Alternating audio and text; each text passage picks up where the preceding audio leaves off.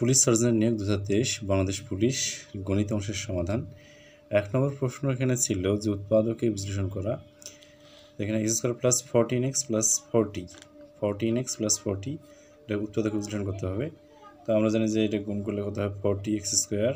তো 40x square গুণ 4 × 40 14 মিলে যাবে, 2 2 কমন, এটা হচ্ছে x প্লাস 10 আর x প্লাস 4। এটা হচ্ছে উৎপাদকে বিশ্লেষণ। খুব ইজি একটা অঙ্ক ছিল এটা।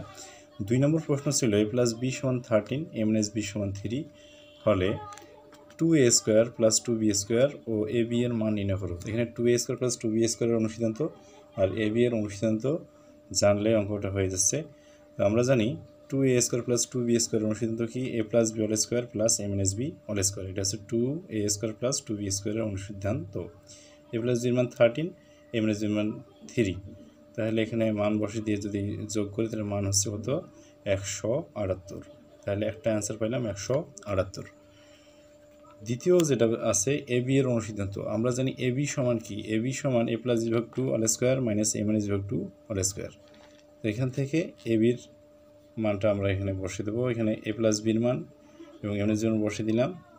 তারপরে 169 ডিভাইড হচ্ছে 4 মাইনাস 9 ভাগ 4 হয়। ক্যালকুলেশন করলে হবে কত 160 ভাগ হচ্ছে 4, ডিভিশন করলে আমরা পাবো 40, 4 4 16 160। তাহলে অ্যান্সার হচ্ছে একটা 178 আর একটা আছে 40। এগুলো 2 নম্বর প্রশ্ন। এবার আসি 3 নম্বর প্রশ্নে। 3 নম্বর প্রশ্ন দেয়া আছে যে একটি আয়তাকার ক্ষেত্রের দৈর্ঘ্য প্রস্থের 3 গুণ, এর পরিসীমা 40 মিটার হলে দৈর্ঘ্য প্রস্থ নির্ণয় করো। এখানে দৈর্ঘ্য দেওয়া আছে কি প্রস্থের 3 গুণ, পরিসীমার মান দেওয়া আছে, তাই দৈর্ঘ্য প্রস্থ নির্ণয় করবো। তো আমরা ধরলাম প্রস্থ সমান x মিটার, তাহলে দৈর্ঘ্য হবে কি 3x মিটার। তাহলে পরিসীমা সূত্র কি 2 × দৈর্ঘ্য প্লাস প্রস্থ, এটা আছে পরিসীমা। তাহলে প্রশ্ন মতে 2 × x প্লাস 3x সমান 40, এখানে 8x হয়, তাহলে x এর মান বের হবে কত 5। তাহলে প্রস্থ হচ্ছে 5 মিটার, তাহলে দৈর্ঘ্য হচ্ছে 3 × 5 = 15 মিটার। তাহলে 15 মিটার ও 5 মিটার, এটা হচ্ছে অ্যান্সার। 4 নম্বর প্রশ্ন ছিল যে একটি চৌবাচ্চায় 8000 লিটার পানি ধরে, এর দৈর্ঘ্য 2.56 মিটার এবং প্রস্থ হচ্ছে 1.25 মিটার, গভীরতা কত? চৌবাচ্চার এখানে কতটুকু গভীরতা বা উচ্চতা যেটা বলেন দেখেন। চৌবাচ্চায় পানি ধরে 8000 লিটার, আমরা জানি 1 লিটার, এখানে 1000 লিটার হচ্ছে কত 1 ঘন মিটার। তাহলে 1000 লিটার সমান হচ্ছে কি 1 ঘন মিটার। তাহলে 8000 লিটারে হচ্ছে এখানে 8 ঘন মিটার, এখানে জন্য 8 ঘন মিটার। প্রশ্ন মতে আমরা লিখতে পারবো দৈর্ঘ্য গুণন প্রস্থ গুণন গভীরতা সমান 8। তাহলে গভীরতা সমান কত হবে 8 ভাগ 2.56 গুণন 1.25 সমান হচ্ছে 2.5, মানে এটাতে ভাগ করলে এখানে 2.5 আসবে।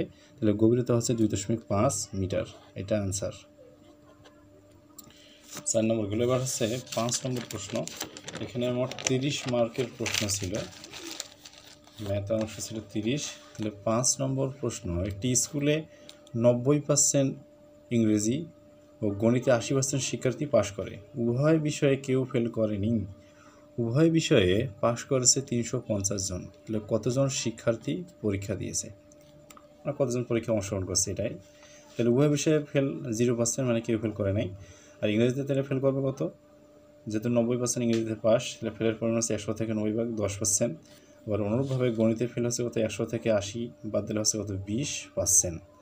তাহলে উভয় বিষয়ে পাস হবে কত, টোটাল আছে 100%, আর ফেল করা শিক্ষার্থী 20 আর 10 30, তাহলে বাদ দিলে কত হচ্ছে 70%। তাহলে 70% শিক্ষার্থী উভয় বিষয়ে পাস করছে। তাহলে পরীক্ষা দিয়েছে সমান 350 × 100 = 70, তাহলে এটা হচ্ছে কত 500 জন। তো এই অঙ্কটা এখানে একটু শর্টকাটে দেওয়া আছে, তার মানে 70% আর প্রশ্ন উল্লেখ করা আছে 350 জন উভয় বিষয়ে পাস। তাহলে 70% সমান হচ্ছে কত 70% ইজ ইকুয়াল 350 এতজন। তাহলে 1% হচ্ছে কম, তার মানে 350 ভাগ হচ্ছে কি 70, তাহলে 100% সমান কত, এই জন্য গুণেছে উপরে 100, 350 গুণন এখানে 100 ভাগ 70, এটা একবারে লেখা আছে। তো এইটা ক্যালকুলেশন করলে কত হচ্ছে 500 জন। তাহলে হবে এখানে 500 জন, তাহলে আনসার 500 জন পরীক্ষায় অংশগ্রহণ করার শিক্ষার্থীর সংখ্যা 500 জন। এই গেল এটা। এবার 6 নম্বর প্রশ্ন ছিল যে একজন দোকানদার প্রতি হালি ডিম 25 টাকা দরে ক্রয় করে প্রতি 2 হালি 56 টাকা ধরে বিক্রয় করলে শতকরা লাভ কত? তার মানে এক হালি ক্রয় করছে 25 টাকায়, আবার 2 হালি বিকেছি 56 টাকায়।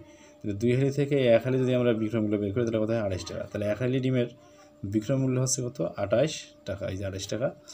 তাহলে এক হালির এখানে ক্রয় মূল্য 25, বিক্রয় মূল্য 28, তাহলে লাভ হচ্ছে 3 টাকা। লাভ 3 টাকা। তো শতকরা লাভ তাহলে 25-এ 3 গুণ হচ্ছে 100%, তাহলে হচ্ছে কত? 12 টাকা। তাহলে 12 টাকা বা 12%। অ্যান্সার হচ্ছে কত এখানে? 12% গেল।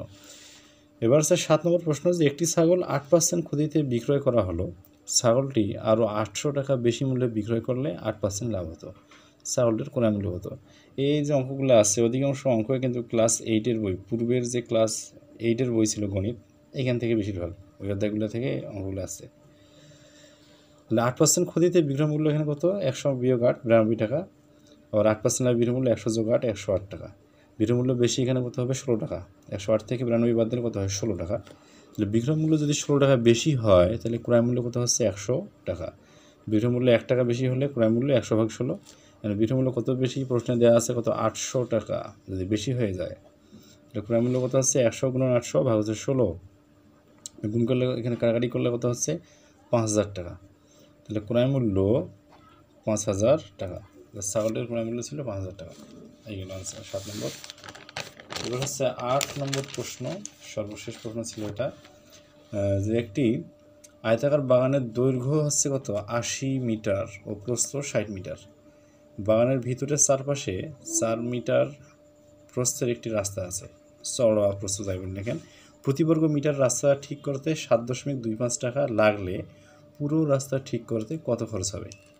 তার মানে একটা আয়তাকার বাগানের দৈর্ঘ্য প্রস্থ উল্লেখ করা আছে এবং ভিতরের চারদিকে রাস্তা আছে, রাস্তার প্রতি বর্গ মিটারে 7.25 টাকা খরচ হয়েছে। এখন বলছে যে রাস্তার টোটাল কত টাকা খরচ হয়েছে। যদি রাস্তা পুরো রাস্তা আমরা ঠিক করি তাহলে এখানে রাস্তার ক্ষেত্রফলের দরকার। আমরা সম্পূর্ণ রাস্তার ক্ষেত্রফল বের করলে পুরো খরচটা বের করতে পারবো। তাহলে রাস্তা সহ বাগানের ক্ষেত্রফল 80 গুণ 60 মানে 4800 বর্গমিটার।